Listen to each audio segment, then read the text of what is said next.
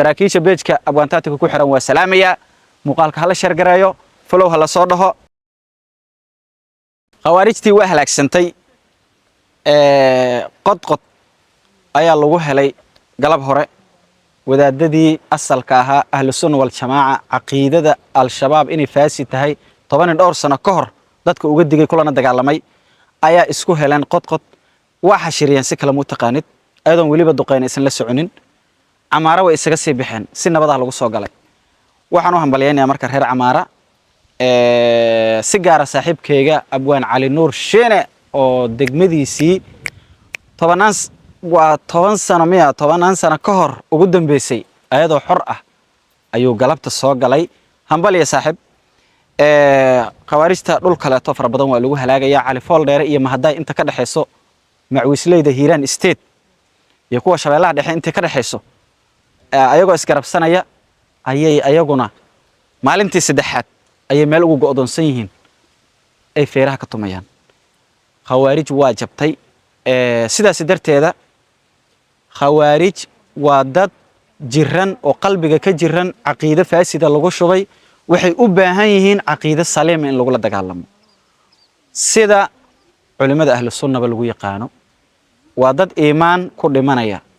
qofku hadii laga soo dhaadhiciyay iimaan faasidaho iimaan inuu ku dhimana aaminsan yahay waa inaad adigoo xaqi haysto iimaan inaad ku dhimanayso og inaad ka hortagto waa sidaas darteeda waa in laga la dagaalamaa khawaarijta fikirka qaldan ee ay wadaan waa in laga la dagaalamaa waa in laga la dagaalamaa masaajidda ay ku faafiyaan waa in laga la dagaalamaa madaarista ay ku faafiyaan waa in laga la dagaalamaa qofkii margalo weliga waa inaadan aaminin inuu caafimaado qofkii margala ma caafimaado midabku waa bedela kara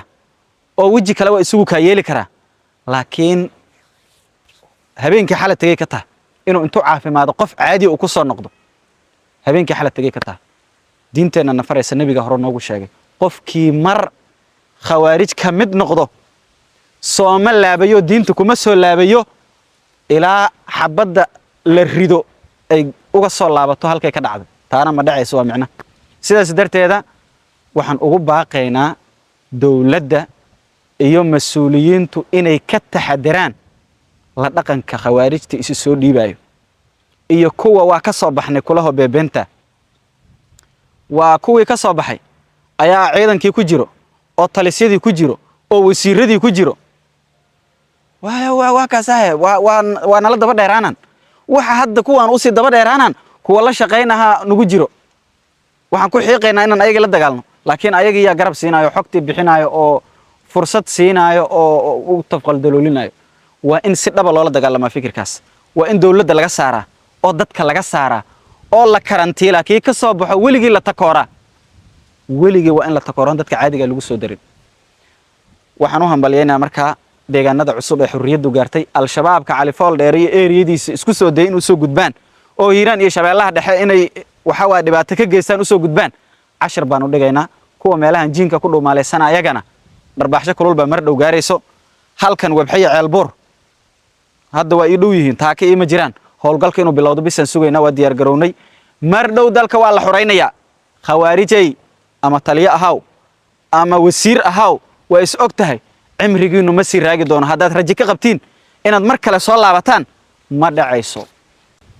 lana socda warbixino kulul oo mar dhow bilaaban doono iyo jihaad dhaba